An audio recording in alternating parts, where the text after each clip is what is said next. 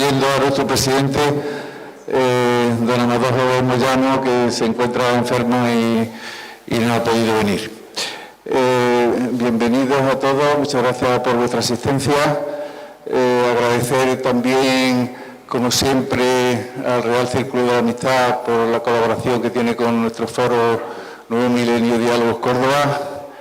También a la Fundación Cajasol, que colabora desde hace varios lustros con nosotros también, y el representante luego hablará un momento.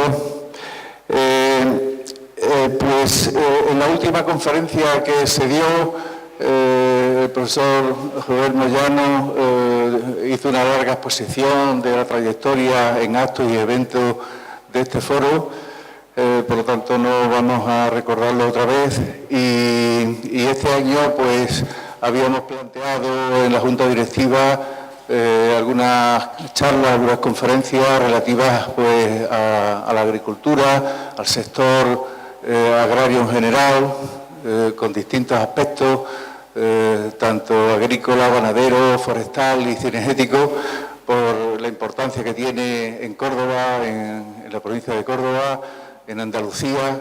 Pues hay datos por ahí que indican que el 46% del empleo en Córdoba procede de este sector agrario, por lo tanto la importancia es muy grande. Por otra parte, el mes pasado tuvimos las charlas sobre cultivos transgénicos. Este año tenemos a nuestro querido amigo José Ignacio Cubero, al que agradecemos su disponibilidad y colaboración. Hará la presentación la profesora Rosa Gallardo, directora de la Escuela Superior de Ingenieros Agrónomos y Montes. Bueno, ahora tiene otro nombre, que ella lo dirá más específicamente. Y luego, el mes próximo, o mayo probablemente, también tendremos una última de estas sesiones sobre agricultura a cargo del presidente de Asaja y de la Cámara de Comercio, Ignacio Fernández de Mesa, que también hablará, pues eso, del sector agrario de Córdoba y de la provincia, pues bueno, teniendo en cuenta la importancia que tiene para la producción de alimentos, para la producción de materias primas, para la industria alimentaria, para colaborar con el medio ambiente y para fijar la población en el territorio, ¿no? Se habla de que hay en España ya 1.300 municipios de menos de 8 habitantes por kilómetro cuadrado y un recambio generacional también deprimente. Hay un agricultor joven por cada 20 mayores de 55 años. Por lo tanto, a este sector que tiene tanta importancia en Córdoba, en la provincia y en Andalucía, pues queremos dedicarle estas sesiones y agradecemos vuestra presencia. Tiene la palabra pues, la representante de la Fundación Cajasol. Bueno, buenas tardes. Yo no me voy a extender mucho, dar las gracias de parte de la Fundación Cajasol a la Asociación Nuevo Milenio, con el que estamos colaborando, como lo he dicho desde hace tiempo, con este foro de Diálogos Córdoba. Yo no llevo mucho tiempo aquí, en Córdoba, vengo de Cádiz, y la verdad que me sorprendió muy gratamente el primer día que yo asistía a uno de vuestros foros, de nuestros foros, porque el éxito de participación de público es llamativo. Es llamativo. Siempre estáis, sois fieles, se ha creado una calidad que hace que el foro por sí solo se mantenga durante años, que no es fácil en una ciudad como la vuestra con tantas actividades culturales, y bueno, eso obviamente hay que agradecérselo a la Asociación Nuevo Milenio, hoy representada por José Fernández Salguero, por esa calidad de los ponentes y por la excelencia en la organización. Dar las gracias también al ponente y a Rosa Gallardo, a José Ignacio Cubero y a Rosa Gallardo por participar hoy en concreto en un foro de agricultura. Yo mientras que estaba escuchando a José Fernández, que decía que el 46%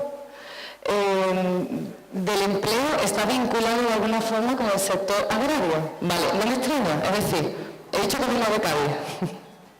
En Cádiz la agricultura no tiene absolutamente nada que ver con lo que yo estoy viendo en estos pocos meses que llevo en Córdoba. Es decir, sois una tierra completamente enraizada en la agricultura. No sabemos qué va a pasar en el horizonte del 2050, pero sí sabemos, si miramos atrás, lo que pasó en el horizonte de hace 2050 años. Tenemos a Córdoba en el centro de todo lo que movía en época romana la agricultura y la producción tan brutal que se dio. Y creo que desde entonces seguimos y seguiréis. Que ahora haya una población más joven, vamos, el futuro seguro que es que continuará y que seguirá, porque estáis en el centro de la agricultura. Se palpa, lo noto. Si en Cádiz tenemos el pescado, tenemos el mar, tenemos el marisqueo, aquí tenéis la agricultura y se nota en todos los sentidos. En la escuela misma de agrónomos de Córdoba, con esa tradición, ¿no? Ese peso tan arraigado aquí en la sociedad cordobesa y en el empleo, en todo lo que genera la economía, nada más. Simplemente que habrá más ponencias relacionadas con la agricultura, porque Córdoba es ciudad enraizada con el áger romano, con la tierra, y eso nunca se va a desvincular, creo. Muchas gracias a todos por participar hoy aquí.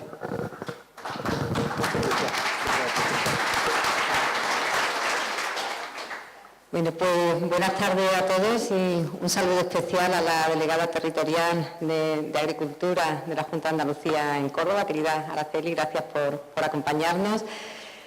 Buenas tardes y gracias a la Asociación Nuevo Milenio, Foro Diálogos Córdoba, por invitarnos a participar en esta sesión del foro sobre la agricultura hacia el horizonte 2050, pero sobre todo gracias porque es un honor poder presentar a alguien a quien tanto admiro en lo profesional, pero también en lo personal. Así que, querido José Ignacio, es un placer poder estar hoy aquí contigo. Felicidades a la Asociación Nuevo Milenio por la elección del tema al que dedican esta sesión. El futuro de la agricultura, yo creo que es algo que se sitúa en el núcleo de los grandes problemas que tiene hoy en día la sociedad en el momento actual: la alimentación, el cambio climático, la tecnología, la innovación, el agua, el despoblamiento. Hablar de esos problemas es hablar del futuro de la agricultura. Además, estamos en un momento en el que parece que el modelo de desarrollo que hemos tenido en los últimos años, en el pasado siglo, está agotándose, está llegando a un final y está comenzando un nuevo modelo de vida, un nuevo modelo de explotación de los recursos que entiendo que es el que debe impulsarse de cara al futuro, y yo creo que de eso también hablaremos hoy. La población mundial está creciendo a un ritmo tremendo. Hablan ya de casi 10.000 millones de personas en el año 2050, millones de personas a los que hay que darle satisfacción a la principal necesidad que tienen, que es alimentarse. Para alimentar a toda esa población necesitamos hacer un uso mucho más eficiente de los recursos, de lo que estamos haciendo hasta ahora, y ahí el problema del agua es un problema determinante, y la tecnología pues, va a jugar ahí un papel muy, muy importante. Sin innovación, sin tecnología, creo que será imposible dar respuesta a ese problema. Yo creo que de eso vamos a hablar hoy, seguro que te escucharemos alguna idea interesante, como siempre, en ese sentido. Por otro lado, la agricultura es uno de los mayores emisores de gases de efecto invernadero, pero también es uno de los mejores aliados para luchar contra el cambio climático. La agricultura climáticamente inteligente tendrá mucho que decir en el futuro, porque puede ayudar mucho a garantizar la seguridad alimentaria en un escenario pues, climático bastante cambiante. De lo que no hay ninguna duda es de que va a ser necesario investigar, va a ser necesario innovar, incorporar nuevas tecnologías en el marco de la nueva revolución digital, y todo ello va a condicionar la realidad de la agricultura en el año 2050.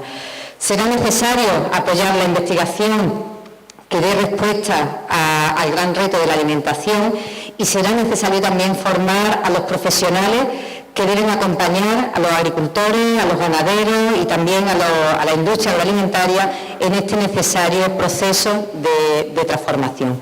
Y para hablarnos de todo ello, pues no podemos contar con un conferenciante mejor que José Ignacio Cubero Salmerón, alguien sin el que la Escuela de Ingenieros Agrónomos y Montes de la Universidad de Córdoba, yo sigo llamándolo así también, no sería lo que es. Él ha escrito una carta importante en la historia de un centro de referencia en la investigación agraria y él ha impulsado la dimensión internacional que se ha convertido en una de nuestras principales fortalezas.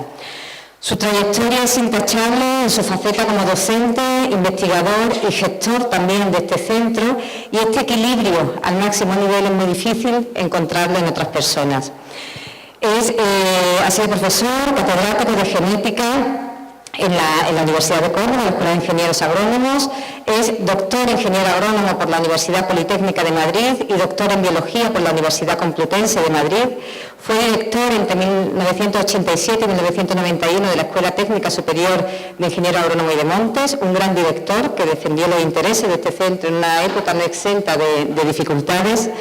Fue también director del Departamento de Genética en 2 etapas, académico correspondiente de la Real Academia de Ciencias Exactas, Físicas y Naturales, académico correspondiente de la Real Academia de Córdoba, presidente de la Sociedad Española de Genética entre 1999 y 2002, presidente de diversos comités nacionales e internacionales, Premio Nacional de Genética en 2012, Premio de la Fundación Antama por su contribución a la biotecnología agraria y alimentaria en 2014, socio de honor de la Asociación Española de Leguminosas, director o codirector de 35 tesis doctorales, autor o coautor de unas 440 publicaciones, y destaco sus 2 últimos y magníficos libros publicados en 2018, Historia General de la Agricultura de los Pueblos Nómadas a la Biotecnología, y un libro muy necesario, Agricultura para los que no saben agricultura. Es imposible resumir en pocas líneas una trayectoria profesional tan brillante, pero aun siendo tan brillante en lo profesional, lo más excepcional en José Ignacio es su lado humano, su coherencia, su entrega, humildad, cercanía y generosidad, que son los valores por los que estamos tan orgullosos de este miembro de la familia Etxiam. Así que, sin más, dejo paso a lo realmente importante de hoy, que es escucharte. Muchas gracias.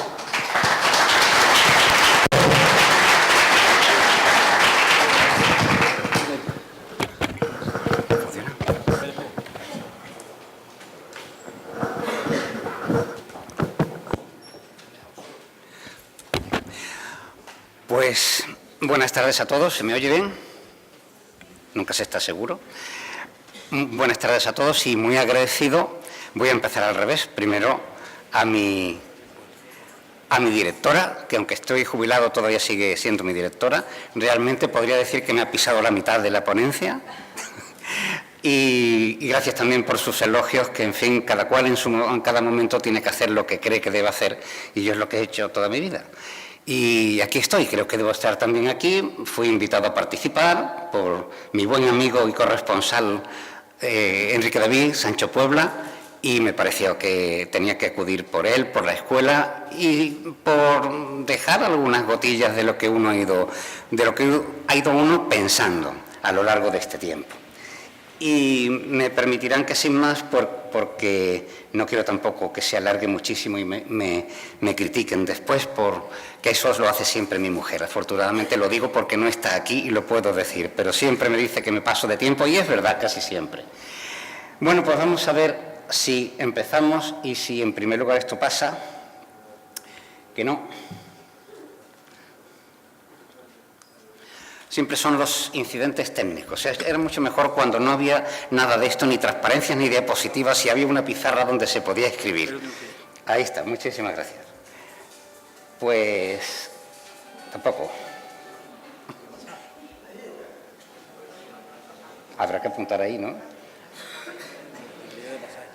Bueno, les voy a contar mientras tanto que la conferencia se llama más o menos lo que esperamos, la agricultura hacia el futuro, hacia el año 2050. 2050 no es una fecha que yo ponga, sino que fue el pronóstico que se hizo por la FAO, la organización encargada por la ONU para las cuestiones de agricultura y de alimentación, para predecir o por lo menos para averiguar, para saber más o menos qué podía pasar en todos los aspectos del 2050.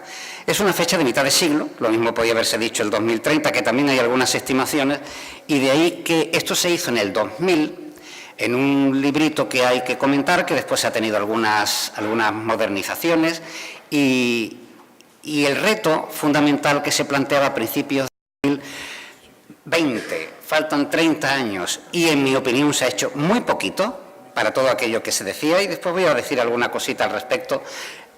Ahí estamos. Pues, como les venía diciendo, el gran reto que se imponía a principios de este siglo es que vamos a ser unos... Entonces se decían 9.000 millones de habitantes.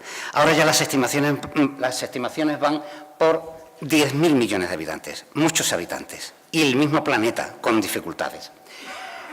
Hay que tener muy en cuenta, y esto quiero insistir desde el principio, la agricultura ha resuelto todas las crisis que se han planteado, todas.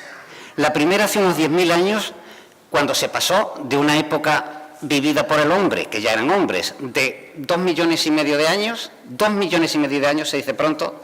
Bien, pues hubo una crisis alimentaria tremenda. No está, se dice siempre, la invención de la agricultura, olvídense de eso. La agricultura se debió a practicar obligatoriamente técnicas que esos pueblos nómadas sabían hacer de vez en cuando tenían necesidad. Lo que sucede es que cuando una necesidad se impone durante largo tiempo, hay que vivir ya con otras técnicas, y el hombre se encontró un día siendo otra cosa, y ahora le llamamos agricultor. Fue la primera crisis, gorda, y después han venido muchas crisis. La crisis que puede haber en el año 2050 nos coge perfectamente preparados, y el que no esté preparado, pues no va a seguir los consejos de Rosa, hay que prepararse. Y mi consejo es que no solamente hay que preparar agricultores y técnicos, tiene que prepararse la sociedad para entender lo que tiene entre manos. La agricultura resolverá el horizonte. Yo soy optimista, no es que lo sea mucho en otras cosas, aspectos de mi vida, pero en este aspecto de la agricultura sí. La ha resuelto todo hasta ahora, cada vez con menos gente y cada vez con más producción de alimentos, que es la paradoja. Y para ello el mensaje que ya ha dicho Rosa es que hay que innovar, y hay que innovar para impulsar una agricultura eficaz que resuelva los problemas, que garantice el futuro. Pero hay que innovar. Siempre hubo innovación. Por una vez en el mundo ocurre en nuestra época que se niega la innovación. Y eso es un peligro grave. Las necesidades son muchas, no solamente en cantidad para llenar el estómago. Nuestra sociedad ya no exige la cantidad. Hoy he recibido un WhatsApp que decía: si alguien ha perdido 5 kilos, los he encontrado yo. Bueno, yo he encontrado en estos últimos meses, yo he encontrado más de 5 kilos. Y eso es una alimentación extraordinaria en nuestra sociedad. Hay otra mucha en la que necesita todavía cantidad. Nosotros requerimos calidad y cada vez más seguridad alimentaria. Hay una obsesión también por la seguridad alimentaria que hay que satisfacer.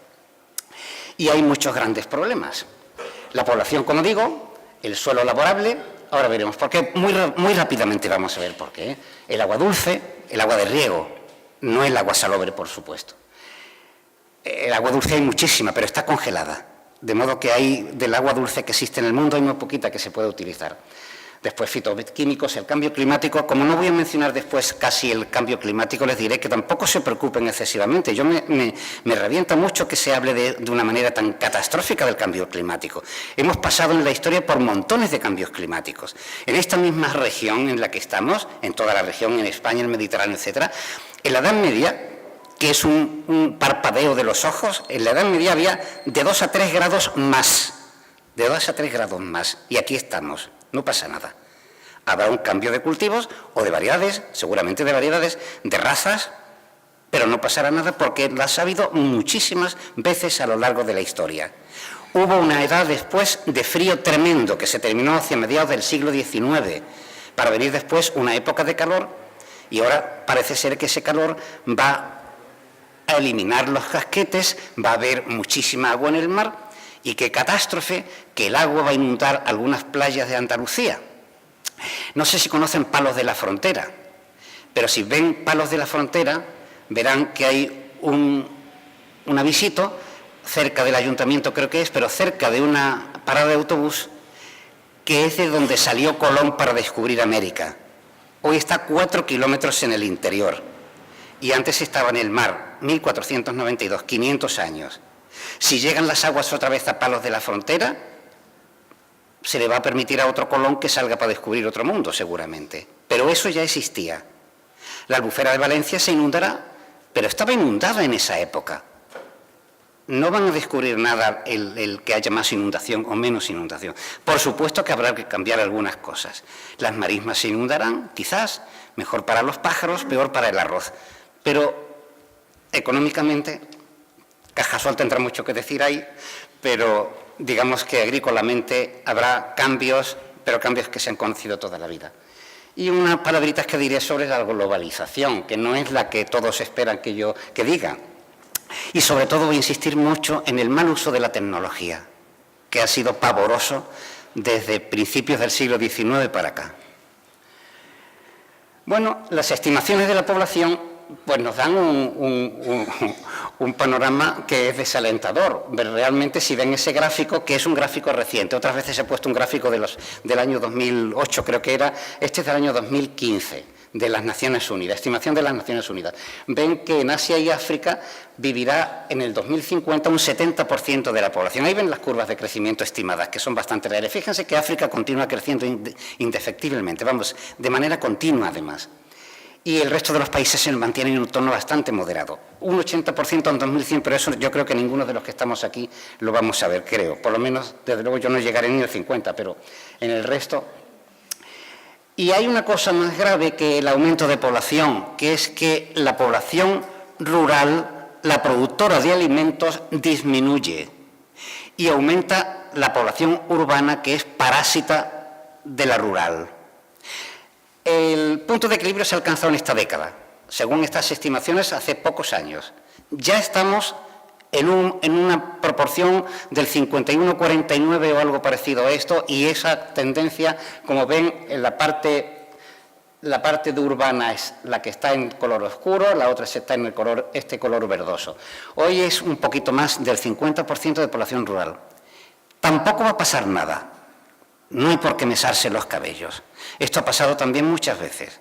La primera vez, poco después, vamos a decir 1000 o 2000 años después de que ya había agricultores en el mundo, pues empezaron a jerarquizarse las sociedades. Hubo dirigentes, hubo militares, hubo sacerdotes, hubo comerciantes y todo eso vivió a expensas de los agricultores, que se redujeron en número, evidentemente, pero se los alimentó a todos.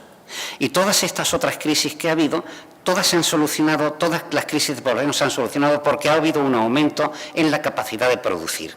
Eso es lo fundamental. Lo que no hubiera sido posible es no haber tenido remedio para ese aumento. Pero esto sí puede ser un problema que ya está ocurriendo. Y lo malo no es eso, lo malo es que la tierra queda muy poquita para poner en servicio. Queda muy poca tierra laborable.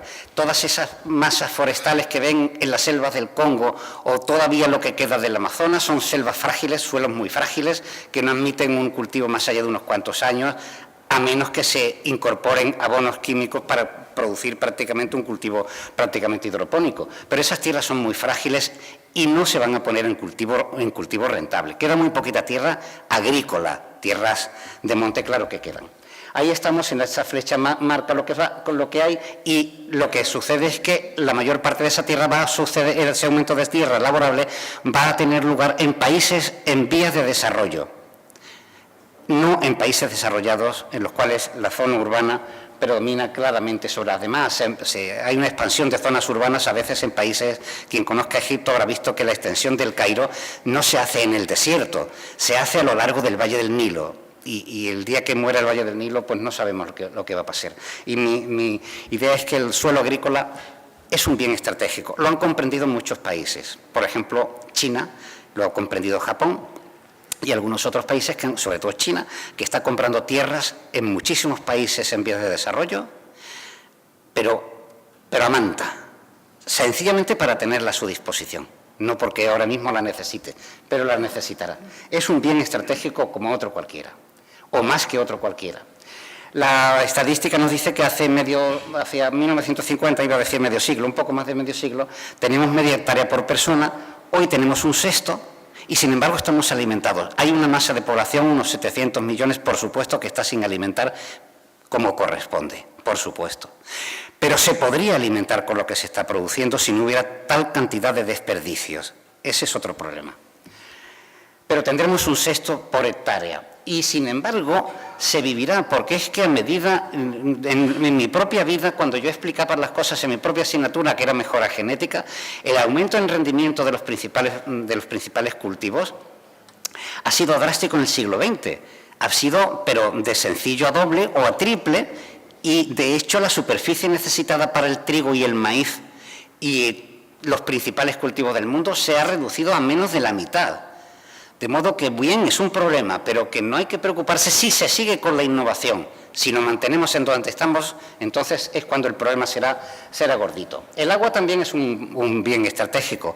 Ya he dicho que el agua dulce está en los casquetes polares sobre todo, pero no la podemos tener.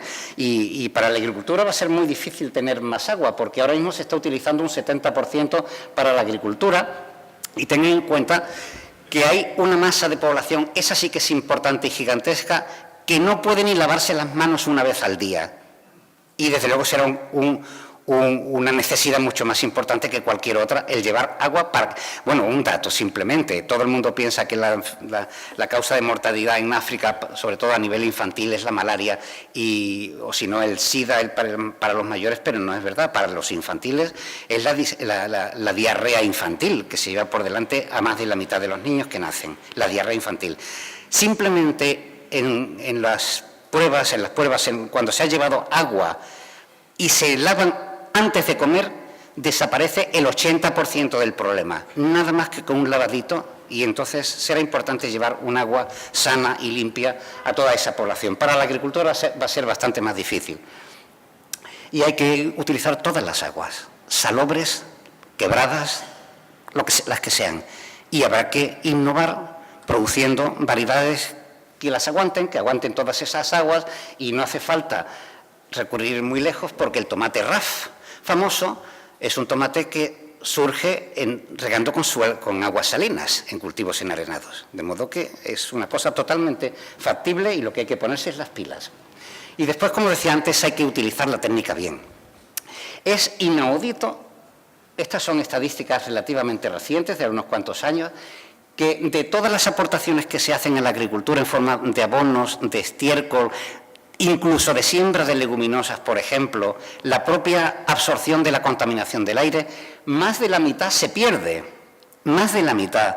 Si se aprovechara solamente la mitad de esta mitad que se pierde, la eficacia y la producción aumentarían sin más, sin tener que añadir ni una sola cosa más. ¿Qué se hace para hacerlo tan mal?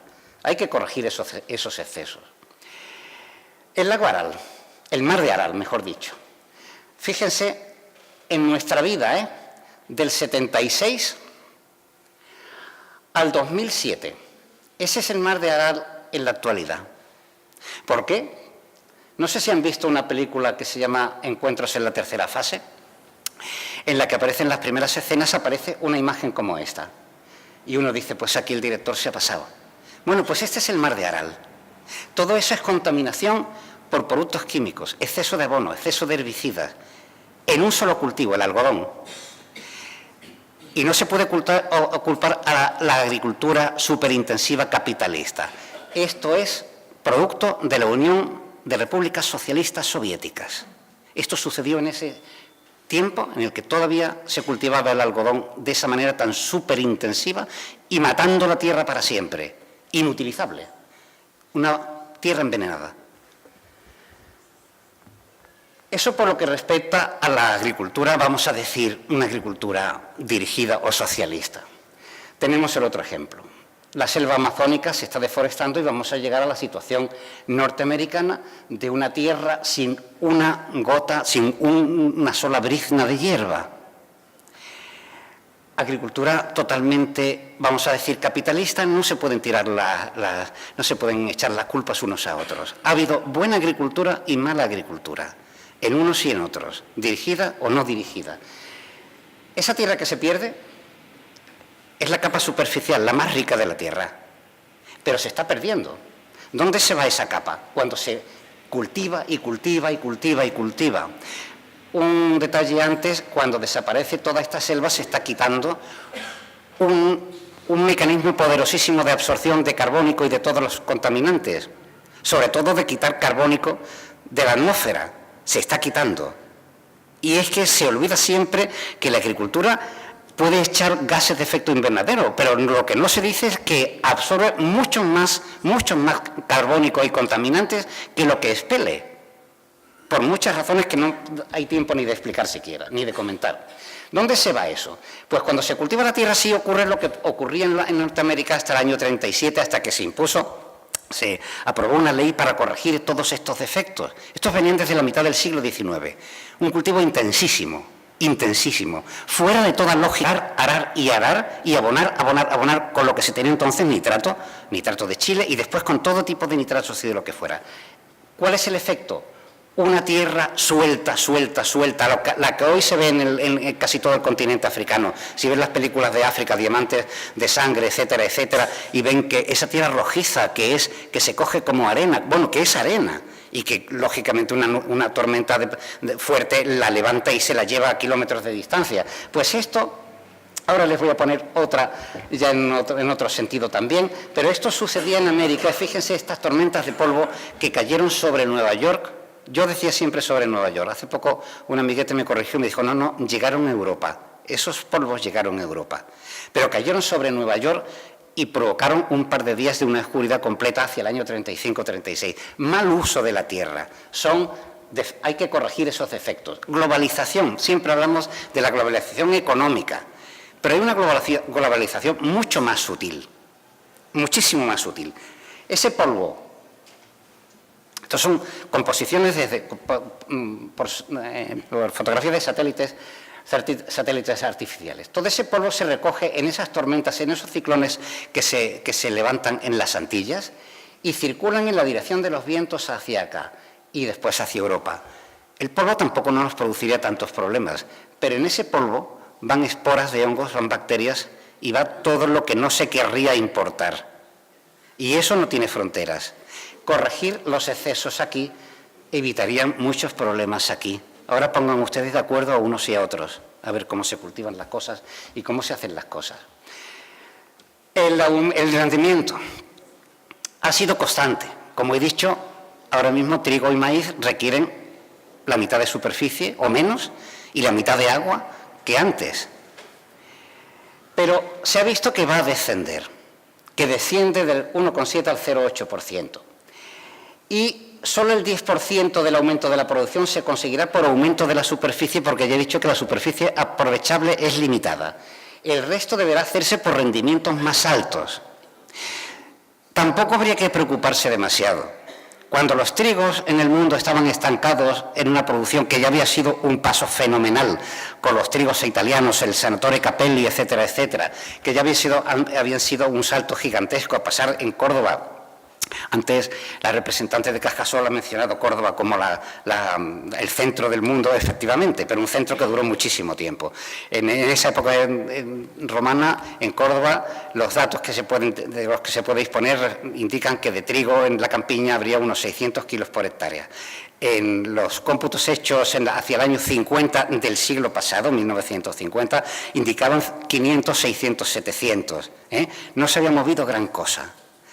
Se movieron enormemente cuando vinieron los trigos llamados italianos, los trigos de Strampelli, con una idea genial, pero un trabajo atroz en mejora, y después sobre todo con los trigos llamados mexicanos, que son los trigos del CIMIT, que llevaron una producción a cantidades no soñadas nunca por los agricultores, que son los trigos hoy que se ven en el mundo. Hoy día los chavales no ven los trigos de mi época que eran más altos que yo o igual de altos que yo. Hoy los trigos son así, pero eso ha sido por innovación, eso ha sido flor de 50 años atrás, nada más, y se consiguió. Después de los trigos del CIMIT vinieron los trigos Viri, que dieron otro paso adelante. Hay posibilidades, pero hay que trabajar. Lo que no se puede uno es dormir en los laureles. Y estrategias hay muchas, pero fíjense que he subrayado la palabra eficacia. Eficacia en el uso de la tierra, del agua, de nutrientes, contra plagas y enfermedades. Hay que buscar resistencia y hay que buscar buenos agentes químicos. La del sol, que es el desperdicio mayor que tenemos, una fuente inagotable de energía, y la desperdiciamos tanto en las plantas como nosotros. Y se han hecho muchos cómputos siempre para ver qué relación o qué proporción del avance que hemos tenido en todos estos últimos años, en los últimos 100, 150 años, han tenido la técnica y, digamos, la genética. ciencia y técnica no son ahí opuestos. Ahí querría haber puesto mejor la técnica, material, la maquinaria, la metodología de cultivo o la genética avanzando en nuevas variedades y nuevas razas. Se han hecho muchos estudios, más o menos pueden decir y pueden llevarse de aquí la idea de que mitad por mitad. La mitad se le debe a unos y la mitad se le debe al avance en mecánica o en procedimientos, más o menos. Cada cultivo se lleva lo suyo, pero prácticamente es así. Y es una buena cifra para andar por casa. Pero es que han ido de la mano siempre. Cuando ha habido un avance en técnicas de cultivo, se han necesitado nuevas variedades, porque las antiguas no respondían. Nadie utilizaría una variedad híbrida de maíz en lo alto de la Sierra de Córdoba, ni nadie utilizaría una variedad de hace 500 años en el Valle del Guadalquivir. Cada ambiente lleva lo suyo y cada técnica de trabajo lleva lo suyo. Y las mejores variedades se hacen para los mejores ambientes, ambientes climáticos, edáficos y ambientes de conocimiento por parte del agricultor. Las tres cosas. Pero tienen que ir de la mano. Y ha habido, todos ustedes toman tomate enlatado, tomate en conserva. Esos tomates de uso industrial no existían hasta los años 20 o 30 del siglo pasado. No llevan un siglo de existencia. Se hicieron por una colaboración consciente entre ingenieros mecánicos y mejoradores de plantas y mejoradores de tomate. Cada uno le decía al otro la máquina que necesitaba o cómo tenía que ser el tomate para que cayera en la máquina, no explotara, no se reventara y después se pudiera manipular en la industria. Una colaboración de 10 o 15 años, que parecen muchos ahora para cualquier político, pero que es otro parpadeo, minúsculo, y sin embargo el tomate que ustedes comen es un tomate que no existía hace más de 100 años. Y si pudiera resumir ese avance, pues lo tengo ahí en esa diapositiva. 6.000 años se tardaron para llegar del maíz silvestre a esta mazorca y solamente 50 en esos. ¿Por qué? Porque hubo innovación y se consiguieron. Fue alguien que ideó que se podían hacer mejores maíces y lo consiguió, con técnica y con muchos años también. Planes de 3 años son ridículos totalmente. Empezaron los planes siendo a 5 o a 6 años, pasaron a 4, después a 3. Dentro de unos cuantos años será a 2 y dentro de poco pasará como un ilustre director de un importante centro madrileño me dijo que hiciera un programa de mejora del olivo. Aquí tenemos al mejor representante de ellos, a Luis Rayo, y bueno, yo le presenté un programita que era, por supuesto, a 15 o 20 años. ¿Y no lo puedes reducir a 4? Y dije, hombre, pues no. La verdad es que no, claro, nunca se llevó a la práctica. Sin embargo, se ha llevado a la práctica con ideas nuevas, distintas, de las que yo hasta podía tener entonces, y hoy en día las variedades de cultivos superintensivos pues están ahí, y eso se ha conseguido en 20 o 30 años. Y darle esa vuelta a un cultivo como el olivo, chapó, pero se ha podido, quiero decir. Ha sido una constante, y voy a pasar rápidamente por estas diapositivas porque si no saldremos de aquí, pero la innovación ha sido una constante desde que el hombre se convirtió en agricultor.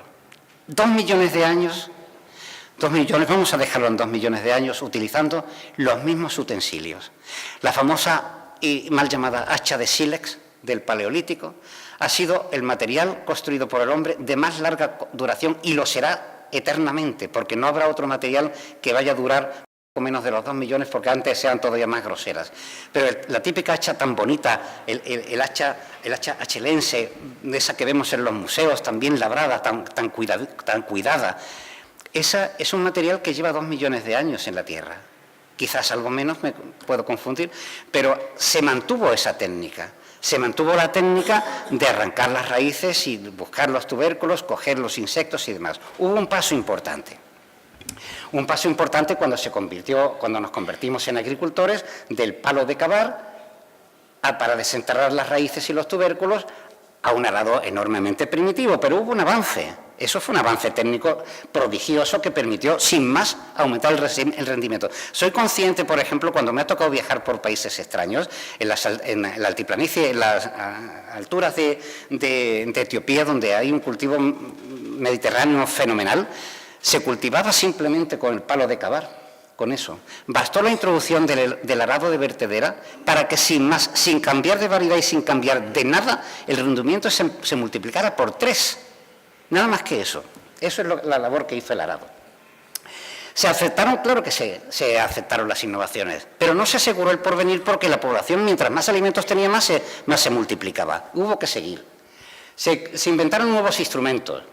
La rueda dio el torno de alfarero, dio el carro, fundamental en nuestra cultura. América nunca tuvo la rueda hasta que llegaron los españoles. Pero se inventaron nuevos instrumentos, se utilizaron por la rueda nuevos usos para la rueda, la noria, las ruedas de elevación, etcétera, etcétera. ¿Y se aceptaron? Claro que se aceptaron.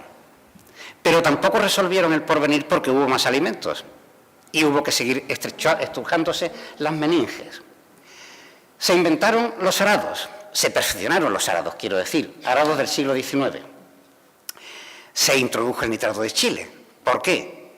Porque se había hecho una investigación sobre las necesidades de la planta. Se pensaba que las plantas absorbían partículas de la tierra, finísimas, o se alimentaban del aire simplemente, y hubo un señor que demostró, con experimentos muy sencillos, que hoy además una revista de las actuales no admitiría nunca como trabajo científico, pero que eran verdad. Demostró que había 3 elementos fundamentales, nitrógeno, fósforo y potasio, sobre todo el nitrógeno. Como se sabía de los yacimientos tremendos de Chile, fue el primer abono que se utilizó a escala mundial, absolutamente mundial. Bien, se introdujo todo esto. Los locomóviles, se aplicó la máquina de vapor que se utilizaba en la industria textil y para el ferrocarril, se utilizó también en la agricultura. Hubo un intento de tirar con estas maquinitas de tractores, eran tan pesadas que nada más que se pudo conseguir llevarlas allí para llevarlas in situ donde había que hacer la operación para, por ejemplo, la trilla o lo que fuera, o hacer almiares. He remarcado esta maquinita que espero que vean desde el final. Fíjense la figura de esta maquinita. Con gran sorpresa por mi parte, una de mis más antiguas alumnas, que creo que está por aquí, pues me cedió una diapositiva que es esta, que fíjense que es exactamente la misma. Este es de un libro del siglo XIX, sin fecha, y esta es una exposición de hace unos cuantos años de agricultura, de maquinaria antigua en Rute. Exactamente la misma. Claro, no funcionaba, ¿eh? Vamos a decir que la máquina de vapor fue un intento, pero se intentó aprovechar al máximo los mayores avances de la técnica en aquel momento para introducirlos en el campo. Se aprovechaba todo. Bueno, en medio había un pequeño vídeo que no ha podido ponerse porque no coge, no sé qué cosas le pasan a los ordenadores, pero es una cosa minúscula, pero que me la cedió también un compañero mío de los que está aquí, que le gustan estas cosas, que era pues una cosechadora, no tiene fecha, pero por otras fotos que tengo, era un pequeño vídeo de hace más de un siglo, de quizás finales del 19, principios del 20 en California. Era una cosechadora con varios operadores encima, tirada no por máquinas de esas que han visto, sino por un tiro que, contándolo así aproximadamente, tenía por lo menos 4 filas de 5 caballos, unos 15, 20 caballos, y subía por las pendientes, bajaba por las pendientes. Duró muy poco porque enseguida en Norteamérica se impuso la fuerza del tractor y acabó con aquello. Pero era una imagen muy curiosa de ver. Bien, bueno, pues se inventaron todas estas máquinas. Lo ponía antes de esta para que se viera bien la diferencia, y que en menos de un siglo se avanzó extraordinariamente. Hoy tenemos invernaderos gigantescos, hoy tenemos pivots y riego impresionante, y gozamos de la más alta tecnología en todas partes. Esto es este es uno de las variedades de olivo de cultivo superintensivo. Fíjense, si mi padre llega a ver esto, que tenía una pequeña explotación de olivos, se hubiera muerto. Vamos, se muere, no se lo cree. Bueno, yo hubiera procurado yo que no se hubiera muerto, pero desde luego le hubiera dado un colapso de ver que el olivo tan querido para él, gigantesco, en plan clásico, no era esto que está aquí. Pero se tienen ya los drones, se tiene la maquinaria teledirigida, etcétera, etcétera. El avance ha sido gigantesco en un siglo, en menos de un siglo quizá. Hay menos agricultores, E insisto en que no solamente alimentan, que es a lo que siempre se va cuando se dice el producto del campo, no es eso. Nos visten por el que el algodón y la lana salen del campo también, y además nos recrean. Después de esta sesión hay una copa de vino, y eso es producto del campo también, ¿eh? Nos recrean. Hay muchísimas variedades y razas, no hay que temer al futuro, las hay. Lo que pasa es que hay que investigar cuáles vienen bien en un sitio y cuáles vienen bien en otro. ¿Y qué hay que hacer para seguir avanzando? Hay más y mejor alimento. Ha descendido la proporción de extrema pobreza, no se ha eliminado, eso es una falacia decir que se está reduciendo, que vamos en el buen camino, no. Hay que trabajar muchísimo más. Se es más consciente del medio ambiente en todas las ramas de la agricultura también. Y ya lo he dicho también, se necesita mucha menos superficie de tierra. Y en el futuro, si se hacen las cosas bien, se debería necesitar mucho menos. De todo eso la innovación fue la clave. Y una es la investigación, básica y aplicada.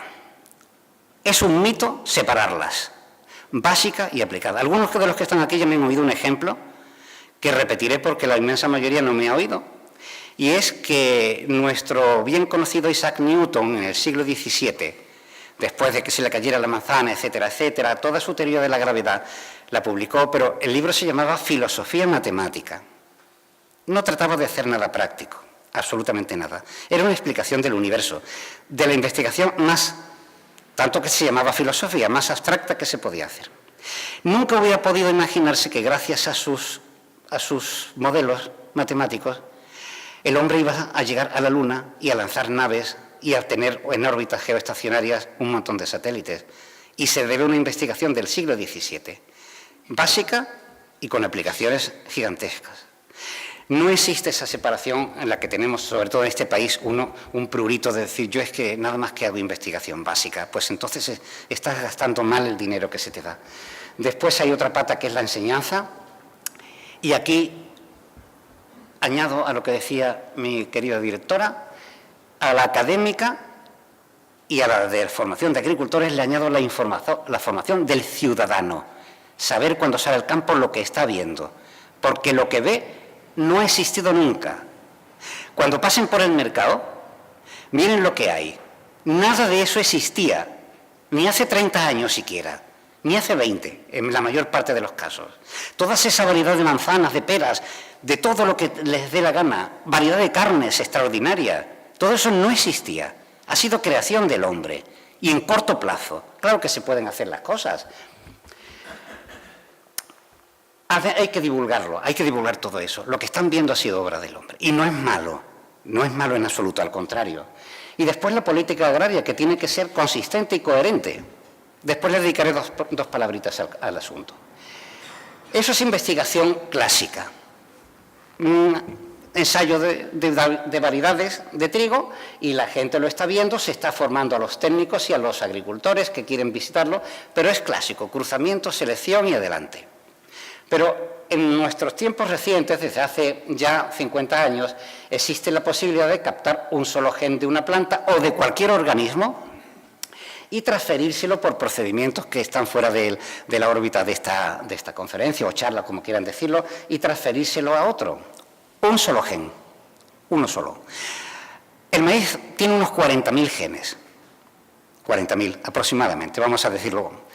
Bueno, pues resulta que transferirle al maíz un gen de esos 40.000, resulta que lo convierte, dicen los ecologistas, los ultraecologistas, lo convierte en un veneno. No se ha demostrado nunca. Lleva 30 años funcionando, incluso en España. No se ha demostrado nunca, pero se sigue diciendo.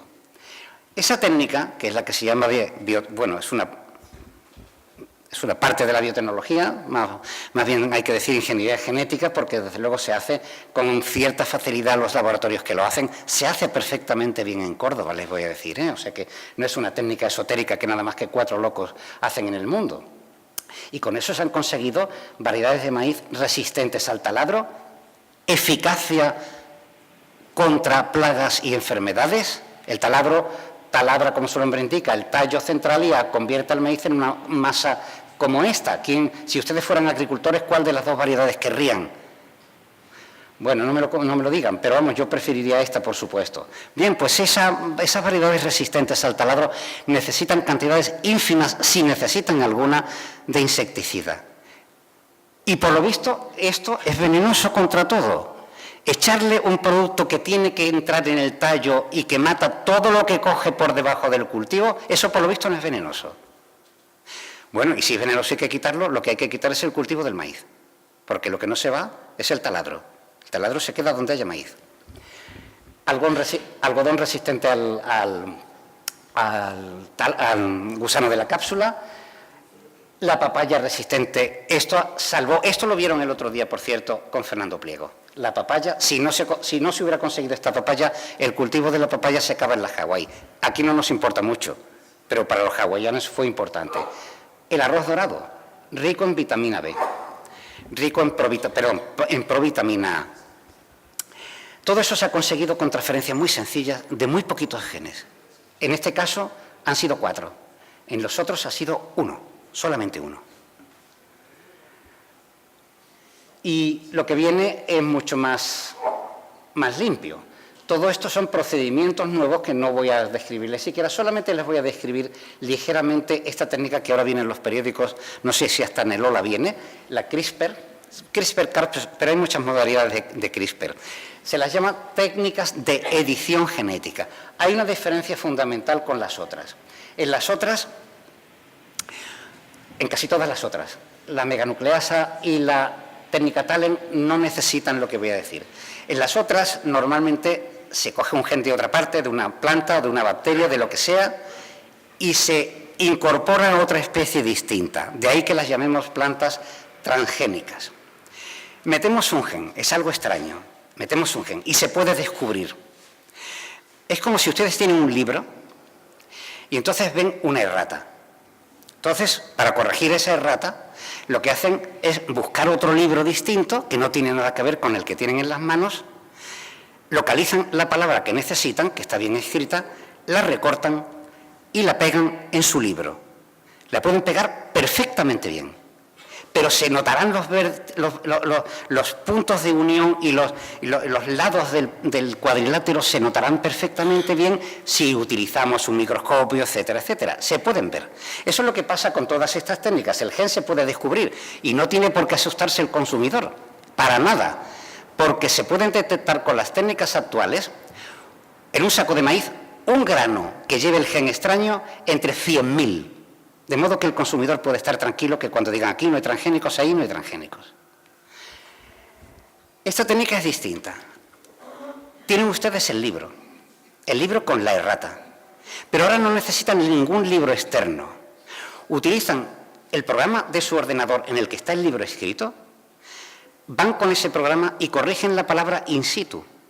La palabra no deja rastro absolutamente ninguno. No se puede detectar nunca, ni pasa nada porque se ha hecho una corrección desde dentro. La podía haber hecho una mutación, pero si hay que esperar a que ocurra una mutación, ahí nos moriríamos todos, mucho antes del 2050. Por eso se llaman técnicas de edición, no de transgénesis o de ingeniería genética, técnica de edición. Bueno, pues aquí vienen las grandes curiosidades. El Tribunal Superior de Justicia de europeo, ha determinado que a pesar de eso se consideren como plantas transgénicas. No entienden nada los que han dicho esto. Ya hay variedades en Estados Unidos que están aceptadas con esta técnica de corrección del gen interno, corrección interna del gen, y que como no tienen ningún síntoma externo de nada, no necesitan ningún registro ni ninguna prueba especial. Cuando esas variedades lleguen a Europa, ¿cómo se las va a detectar? ¿Cómo se las va a detectar? ¿Se aceptan las innovaciones? Pues no, curiosamente no. Producen plantas más limpias, necesitan menos insecticidas, pueden aumentar la eficacia, aumentan el contenido en vitaminas, todas estas cosas, y ahora vienen los nuestros y dicen que no, la primera vez que ocurre en la historia. Es un rechazo de la ciencia y de la innovación que ocurre por primera vez en la historia. Y esto sí que es un problema grave para llegar al 2050. Aquí hay dos cosas, la enseñanza, utilizar la enseñanza como herramienta contra la ignorancia y hace falta mejorar mucho la enseñanza. Porque la comunicación entre científicos y el público es nefasta, particularmente en este país. Las Torres de Marfil. Ha dicho mi directora que yo he sido presidente de la Sociedad Española de Genética. Yo escribía siempre articulillos a favor de los transgénicos, siempre me decían los periodistas, escriba porque va a aparecer 2 columnas, una la suya a favor y otra de un ecologista en contra. Digo, no. Bueno, eso me lo hicieron 2 o 3 veces, pero dije, no, porque un ecologista empieza a decir esto es malo, esto es venenoso, esto tal, sin ninguna prueba. Y para rebatir eso, es como si me dijeran, si yo escribiera diciendo de alguien, pues es que usted es un criminal, un estafador, un violador y un sinvergüenza. Pues para rebatir eso, al que le han dicho eso, necesita meses y meses y escritos y años de juicios. No es comparable. Insultar y decir cosas sin valor es fácil, lo difícil es lo otro. Pero vuelvo a decir esto porque cuando yo era presidente de esa sociedad me escribían algunos colegas tan catedráticos de genética como yo y me decían, mira que en mi ciudad ha aparecido el diario de la ciudad que tiene un artículo contra los transgénicos, escribe uno por favor. Y yo dije, yo decía, tío, es que eres tan catedrático de genética como yo, sale un poquito a la palestra. Ahora, eso sí, no, recibir fondos públicos sí, pero mojarse los pies en el terreno no. Ensuciarse los zapatos, no. Yo estoy en lo puro, yo estoy en mi Torre de Marfil. El que quiera que me oiga y el que no, con Dios se quede. Y después he oído cosas sorprendentes entre ciencia pura y ciencia prostituida. En un tribunal de tesis, una de las profesoras había hecho un convenio estupendo con una empresa, en este caso era de pesca, para trabajar de moluscos y para trabajar en lo que pudiera ser de genética del molusco y de tratar de hacer algo mejor. Y otro de los componentes del tribunal le dijo, no me digas que te has prostituido. Suficiente para decir cómo está el patio, sobre todo en nuestro país. Nuestro país aceptó la revolución científica del siglo XIX, la aceptó a trancas y barrancas. El resto de países europeos avanzaba, habían aceptado la máquina de vapor, el ferrocarril, etcétera, etcétera, sabían que eran buenas cosas, eso es lo que decía Unamuno, que inventen ellos, y seguía, que nosotros sabemos utilizarlo sí, pero pagando royalties, y con un atraso técnico impresionante. Se aceptó la ciencia, y hubo muy buenos científicos, pero no caló, era como un adorno necesario que había que tener, y aún sigue sin calar. Ese es el problema, nuestro cara al 2050 y cara a hoy día. Y después hemos tenido mucha culpa. Hay anuncios espectaculares. Últimamente los anuncios en medicina se hacen en una rueda de prensa antes que en una revista científica. Y ha habido fallos monumentales, como si ustedes leen la prensa en este sentido, habrán visto lo del gen de la obesidad del ratón, etcétera, etcétera, fallos monstruosos. Ha habido montones de veces que se ha anunciado el descubrimiento de un gen para la homosexualidad, de un gen para la obesidad, de tal y que cual, y después resulta que nada. Y eso crea un estado de desconcierto en el ciudadano tremendo. Y dice, yo me estoy gastando, bueno, y en otros campos también, no quiero censurar el mío solamente, en otros campos también. No, yo como tengo amigos físicos, pues sé del problema de la fusión vamos a decir a temperatura, se decía temperatura ambiente, pero no es eso. La fusión es lo que hace la bomba de hidrógeno. Es una manera de obtener energía infinitamente superior a la bomba atómica. De hecho, afortunadamente no se ha utilizado nunca como bomba, pero se conoce el procedimiento para hacer una fusión, pero necesita unas temperaturas tremendas. De hecho, necesita la explosión de una pequeña bomba nuclear para crear la temperatura de fisión, para que la fusión de átomos de hidrógeno tenga lugar. Y entonces la liberación de energía es extraordinaria. Entonces hubo un anuncio de que se había descubierto un procedimiento de fusión a alta temperatura, se decía, vamos a ver, mejor dicho, perdón, a baja temperatura, porque era muy inferior a la de la fisión de la bomba atómica que se necesitaba para producir la fusión. Hubo miles de millones literalmente empleados en esa investigación. Fraude total. Sin que nadie, que yo sepa, haya ido a la cárcel nunca. Nuestro país también metido en el asunto, ¿eh? Y después hay otra cosa que hay que evitar, que es la ignorancia contra la enseñanza. Lo que estamos asistiendo ahora mismo es a un sectarismo alucinante. He mencionado el caso del Tribunal Europeo, el Tribunal de Justicia Europeo, declarando, vamos a decir, que se asigne una etiqueta que no le corresponde a una nueva innovación, y es una cuestión puramente ideológica y, desde luego, la palabra no sé si es mía, yo la llamo ecofundamentalista. La ciencia es mala, destruye el medio ambiente y la vida, y los científicos son locos o perversos. Esto último no es menester que lo digan ellos. Viene en las películas y en las series, siempre el que aparece como científico es un loco o un perverso, y siempre sale el muchacho. Acuérdense de no sé cuántas 1000 leguas, 5000 leguas de viaje submarino, que está basada en Julio Verne. Hasta Julio Verne cayó en esto, en el cual el capitán Nemo, que era realmente un prodigio de conocimientos técnicos, resulta que era un malvado. Y como estas infinidad de cosas, científicos que están locos, Frankenstein, ¿qué les voy a contar? Y si ven alguna de las películas infantiles, yo como he tenido 3 sobrinos nietos en mi casa este fin de semana, me he papado alguna y les puedo decir que me he quedado alucinado con las cosas que ven. Y cuando sale algo parecido a algún científico es un loco, es una imagen extraña, un dibujo extraño, lleno de ruidos y de colores rojos y nefastos. No puedo por menos de enseñarles esto. Muchos de ustedes no lo sabrán, pero verán. Todos los seres vivos tenemos genes. Esto sería lo primero que habría que llevar al convencimiento del ciudadano. Todos nos crean los genes, se transmiten los genes. Hay una teoría incluso del gen egoísta, que es que somos máquinas para que se reproduzcan los genes. Vamos a no llegar tan lejos. Pero no hay otra manera de hacerlo en la vida, en los virus, en las bacterias, nada, no existe nada sin que los genes estén en funcionamiento. Ni nos mantenemos nosotros mismos ahora mismo si nuestros genes no están fabricando lo que tienen que fabricar. Hace unos 22 o 23, a finales del siglo XX, hubo un eurobarómetro que se dedicó a la tecnología y una parte importante a la biotecnología.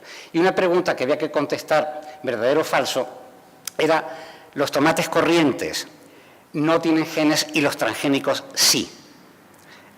Si ven alguna propaganda concretamente de más de, bueno, no quiero citar nombres, de algunas de las mayores empresas ecológicas que hay en el mundo, aparece, por ejemplo, pues un desastre.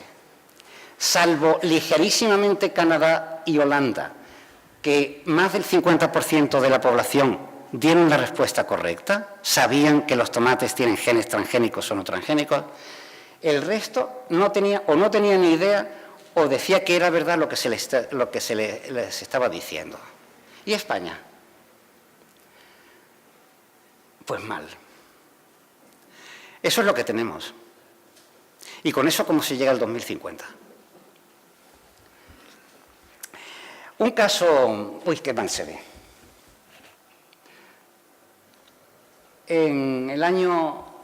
En el 2017 creo que fue, ahí está la fecha luego, en Finlandia, en Helsinki, un profesor de universidad paseaba camino de su centro, desde su casa a su centro, y se observó en una riate, no tengo más remedio que verlo, aquí se ve perfectamente bien, ¿lo ven de color naranja?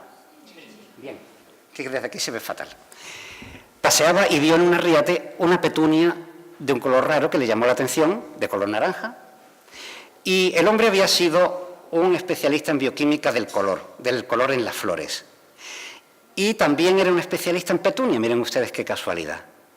Y le extrañó, sabía que en la petunia no hay color naranja, lo mismo que en la rosa no hay color azul, ni en el geranio tampoco, ni amarillo tampoco.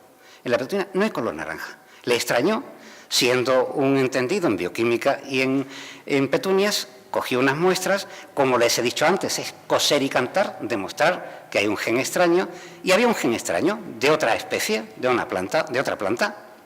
No se ha sabido nunca quién lo había hecho. La había soltado y andaba por los jardines finlandeses.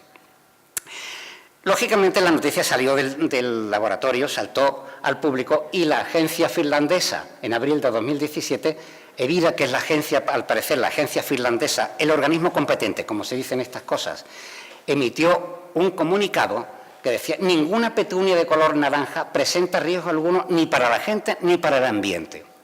No obstante lo cual, hay que eliminarlas todas. Si eso no es sectarismo, fundamentalismo absurdo y nefasto, pues que me lo explique alguien. ha ocurrido entre el ciudadano y el político pues lo que está ahí, y hay nada no se logran entender, y eso es una cosa que hay que solucionar. Y lo van a solucionar las agriculturas alternativas ecológicas, etcétera, que siempre nos hablan del huerto del abuelo. El huerto del abuelo con el ejemplo siempre del tomate. Es que el abuelo tenía tomates y no le echaba nada. No le echaba nada porque no tenía. Si a los tomates del abuelo le hubieran salido pulgones, hubiera hecho polvitos, como cualquiera. Les cuento una anécdota, no quiero extenderme mucho, pero en fin, ya no queda tampoco tanto. Os sucedió en mi familia política. Mi suegra tenía una asistenta de un pueblo de La Rioja, buenísima asistenta, bueno, tenía sus peculiaridades, muy inculta. No sé qué hubiera sabido con la respuesta a los tomates transgénicos o no transgénicos, no creo que se lo hubiera planteado nunca. Entonces nos llevaba siempre en verano unas ciruelas claudias maravillosas, casi abiertas, rezumando azúcar por todas partes, una delicia. Y alguien de mis numerosas cuñadas le preguntó: oye, Elena, ¿le echáis algo a las ciruelas? Y dice: no tienen nada, estas ciruelas no tienen nada, más que el sulfato y los polvos que le echa mi Carmelo. Bueno, pues eso es lo que había. Le echaba lo que podía, pero había traído un recetario no, el almanaque de la agricultura biodinámica, por si alguno tiene interés en alguna de esas cosas. Es un calendario en el que todo está por la conjunción de los planetas y de las estrellas para poder sembrar tal cosa y tal otra. Es más, que es lo que más me llamó la atención, dice los días propicios para que uno se pueda afeitar o pelar o lavarse, etcétera, etcétera, etcétera.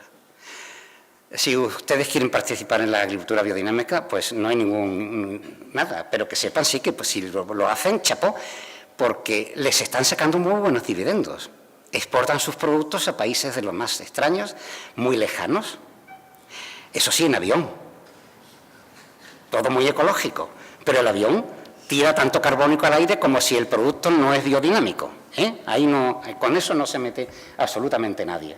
Y los proyectos bueno, y se han preguntado alguna vez por qué los ecologistas no aceptan los organismos transgénicos. Les voy a decir que muchos de ellos han cambiado de discurso. Al cabo de tanto tiempo de estarse cultivando, porque ya llevamos más de 30 años, se consume, ya hay más de 100 millones de hectáreas plantadas con estos productos. Se comen por el ganado y por nosotros. Dije en la conferencia el otro día de Fernando Pliego que me sorprendía, después en las preguntas, que me sorprendía que siempre había quema de productos transgénicos, ruptura de laboratorios, de estanterías donde se tienen productos transgénicos en los almacenes, invernaderos de investigación con transgénicos. Nunca dije en aquel momento, y lo repito ahora, nunca he visto una sola manifestación de ecologistas delante de una farmacia, porque las farmacias están llenas de transgénicos. Las farmacias, las droguerías, los detergentes están producidos por microorganismos transgénicos, los polvos de la lavadora también están producidos por lo mismo, etcétera, etcétera, etcétera.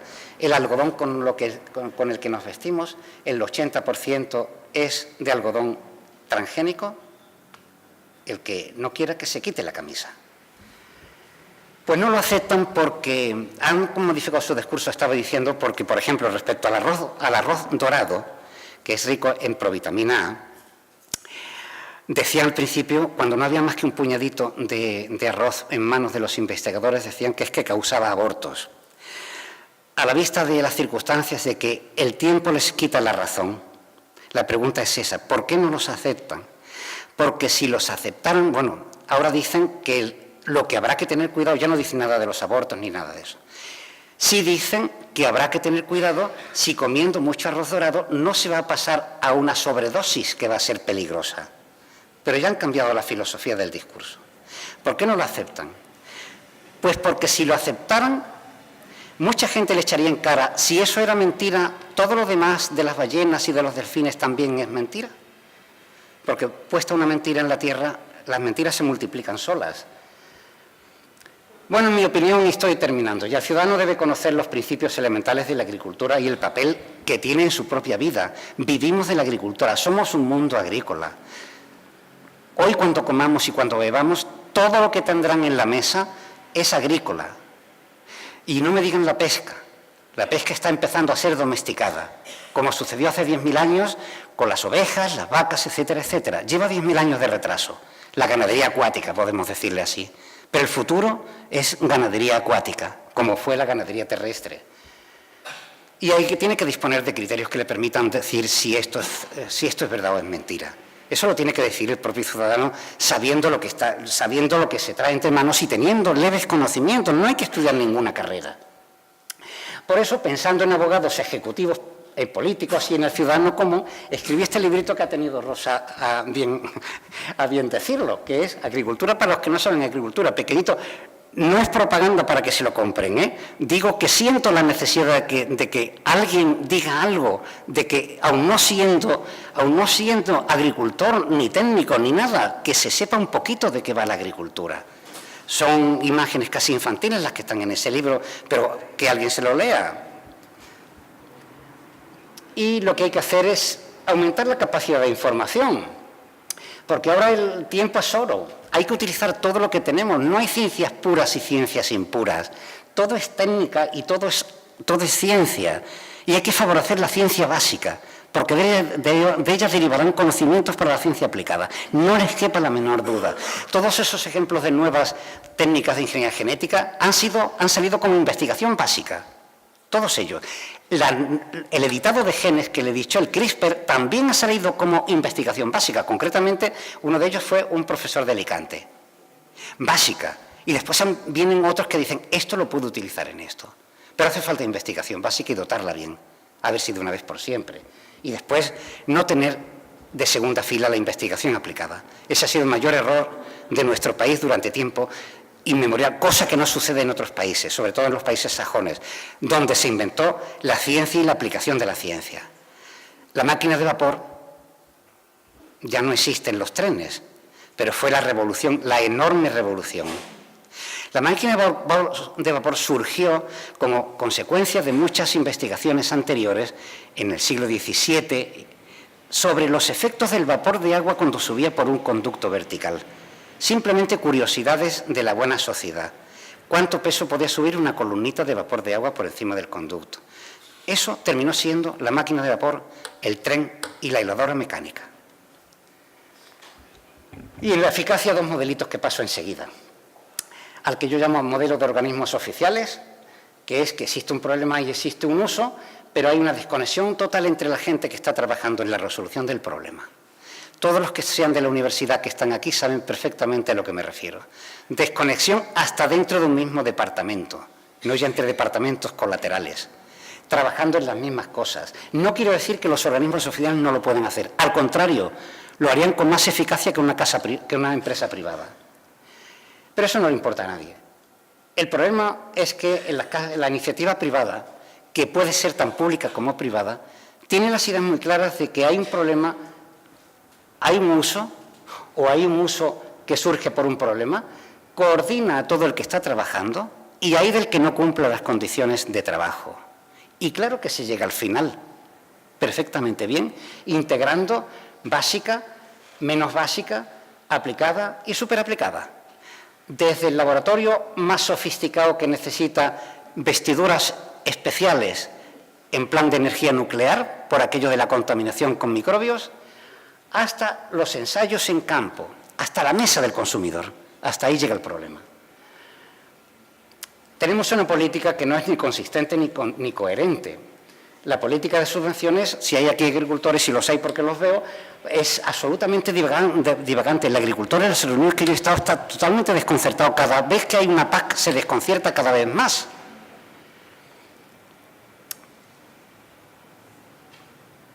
Es incoherente porque también aquí hay agricultores que me pueden decir si las importaciones, si lo que está pasando con las hortícolas y con las naranjas en la propia provincia de Córdoba tiene algún sentido. Que no se recojan porque el precio de la recogida es superior al precio de venta y que se estén importando naranjas de Sudáfrica, yo por lo menos no le veo ningún sentido. Si eso es coherencia, que me lo digan. Y también mencioné en la charla de Fernando Pliego que, teniendo en cuenta que el maíz y la soja que existen en el mundo prácticamente son transgénicos todos y que nuestra ganadería come soja y maíz y que no tenemos suficiente, hubo que permitir la importación de soja y de maíz transgénico para utilizarla en piensos, pero no la puede sembrar el agricultor europeo. Si alguien ve en esto algo de lógica, por favor que me lo diga. ¿A quién se está reventando? Y lo último que quiero mencionar es que la otra parte de la cuestión son los grandes gerifaltes que están sentados en los despachos y que crean soluciones para todo, magníficamente comidos y bebidos y servidos. Esto es el resumen del libro de la FAO, que ahora les voy a decir cuál es, que lo pueden bajar de internet, es gratuito, y que tiene las soluciones para 2050. Nada más que les he señalado 3. Erradicar la pobreza extrema y reducir las desigualdades. Soluciones para hacerlo, método para hacerlo. Por supuesto que estoy de acuerdo, pero que me digan cómo. Poner fin al hambre y todas las formas de malnutrición. Esto para el 2050, ¿eh? Prevenir amenazas transfronterizas, es decir, los problemas de importación-exportación en relación con la agricultura y los sistemas alimentarios. Pongan de acuerdo a Trump con Corea del Norte, con la China y con Rusia. Eso es lo que están diciendo ahí. El que quiera bajárselo lo tiene ahí, en la página de la FAO, en publicaciones, en español o en inglés, en el idioma que quieran, gratuito totalmente. La agricultura sigue siendo la única fuente de alimentos que debe garantizar todo eso, cantidad, calidad, seguridad y salud, y que el futuro debe ser resuelto con toda clase de conocimientos. No me venga a decir nadie, por favor, investigación pura y aplicada, nunca más. Y hay que formar científicos, tecnólogos y ciudadanos. El ciudadano tiene que saberlo. Tiene que saber que lo que ve en el mercado no ha existido nunca. Hasta hace 20 o 30 años, como mucho. Y algunas cosas salen casi cada año. No ha existido nunca. Eso es fruto del ingenio, de la innovación y del trabajo. No es posible la marginación por motivaciones políticas. Y no debería ocurrir nunca, jamás. Porque si ocurre, la innovación será esa. Esa será la agricultura. Y para el 2050 habrá que sobrevivir. Y muchas gracias por la atención.